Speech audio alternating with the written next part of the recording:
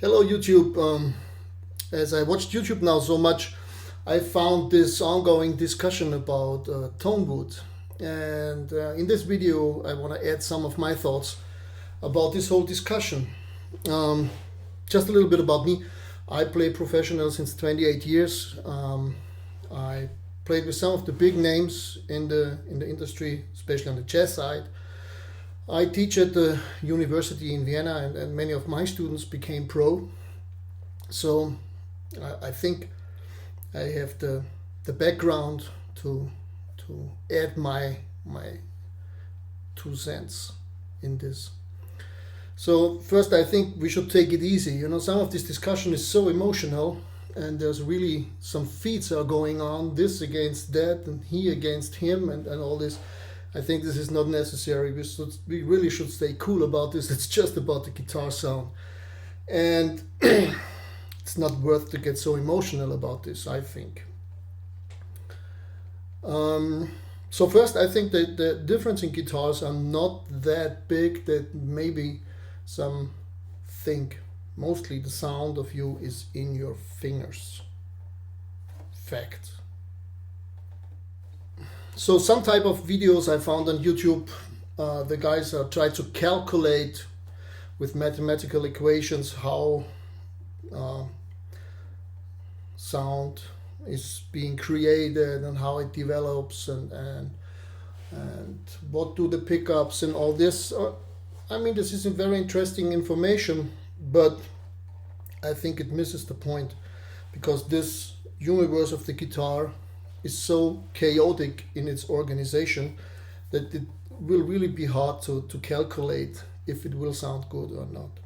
So anyway, there's these guys who say all this tone wood discussion is bullshit. So there is no tone wood, and I think there is some truth in it because we know guitar companies. They do all they can to sell the guitars. So that's a fact, and they are very creative in inventing stories about what they do and why you should buy their product. And fantasy is still a big part of this. They have a lot of fantasy. So I think wood is a part, but it's not that big. I don't think that a 10 top will sound better than a normal top or a plain top. And also for the vintage guys, I have some vintage guitars. I had some others in the past. Vintage guitars don't sound better just because they are vintage. There are some reasons why old guitars can be better, but there's no guarantee on this. And don't forget, there's a collector's market, and there are sellers on the collector's market, and they want to make a profit too. So they also have to be creative. You know, I remember one story about 25 years ago. I asked a vintage dealer in New York what he would, in which guitar he would invest his money, and he said, "Well, I would buy ES 330s because I think they have a bright future." And if I had followed this recommendation in the past, I would easily double or triple my money now because the prices went up dramatically. So this is a lot about the vintage market is a lot about speculation, and it's a collector's market. It's not a player's market.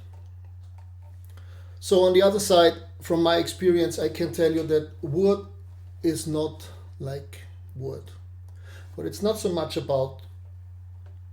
I wouldn't proclaim that I can hear the difference between ash or alder, but maybe I can hear the difference between a good quality wood and a bad quality wood.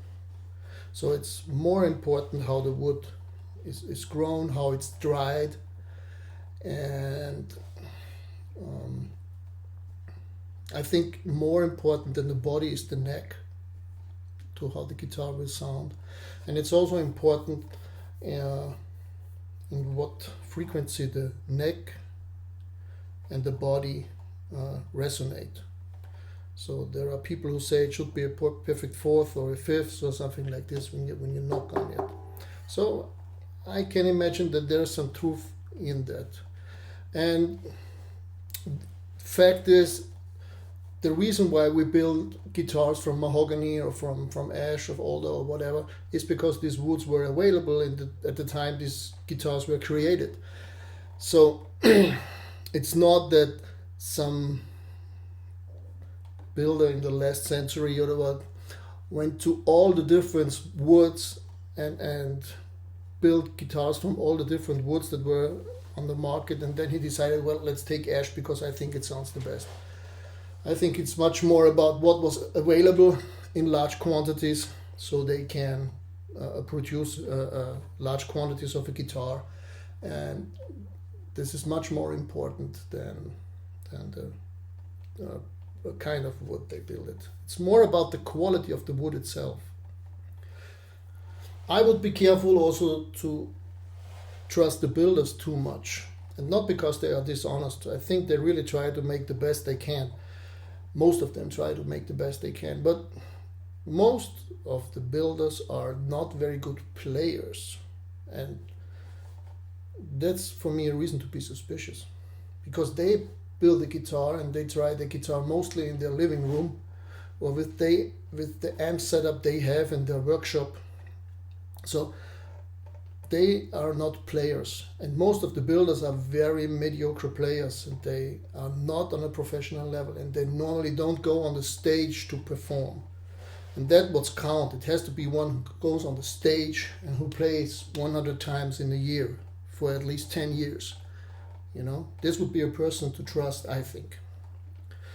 And also dealers only know their stuff very well. You know, when they go on a fair or something, they try maybe guitars from other companies or other builders, but they also never try it on stage. They never try it with the drummer, and this can be very important. The cymbals of the drummer can be very important to your guitar sound, or what the keyboard player is playing, and all these factors, how the frequencies in a band are put together. So builders normally don't know this, and they act on the response they get from players. So when a player says, let's do this or let's do that, or I wanted this, I wanted that, the builder tries to follow the player because he wants to make a good guitar for him. So for all this YouTube discussion, I would say be suspicious when someone is not playing very good. And I think most of the guys who are getting very emotional in this discussion are not very good players. They are pretty more or less amateur players, but they shout and scream about their opinion. So, hey man, the sound is in your fingers. Okay? So if one is not able to create a good sound with the fingers, no guitar will help him. There is no shortcut on good sound. You can't buy a good sound. Sorry. So what would I do? I would, or what I did was, I listened to the players that I liked, sound-wise, playing-wise. I tried to find out what they did, what they played, and I used this as a starting point to get my sound. And I think by now I have a very good sound. You can check out my other videos on my channel, and I think it's okay to say that I have a good sound. And a good live sound, not only a good sound in my apartment or in my house. So also I think the industry is not so much behind the players anymore. So you have to be a really big name that the industry gives you something. As an example, I played on a weekly TV show here, and I tried to get some sponsoring from Ibanez and from Fender, and they gave me nothing. It was a TV show every week. I played on talk show stuff for 6 years. I got nothing. So when I say something is good, you can believe me, I think it's good because no one pays me anything. So, and there are more arguments to this. You know, Scofield is still playing his 81 AS200. So guess what? They offered him anything he wanted, but he still sticks to his old Ibanez. Like this one, that's an 86, but I also have an 82. I made a video. I can say the 82 one is much better. So I think Scofield is right. And also when big players advertise something, don't believe that the Les Paul from Slash is made by Gibson. I mean, there's Gibson on it, but it's not made by Gibson. And that's the same with Steve Weiss Ibanez. You with the monkey grip, the first one. There was Ibanez on the headstock, but it wasn't Ibanez. They work with the players they think, and they give the industry the opportunity to put the name on. That's a fact. And when you do your research on the internet, you will find out. So, in the end, I think wood matters, but not in the way the industry will tell you. And I encourage you to find out for yourself. Experiment. Try as many guitars as possible. And, with every guitar you try, you learn something new. And you should be willing to modulate your truth, because there is not one truth about this whole stuff. There is not one truth.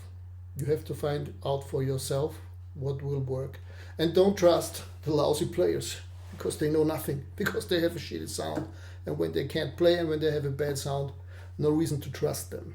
Okay, so I hope this adds a little bit to the discussion, and I hope I will not get too many trolls on my video, but that's my opinion.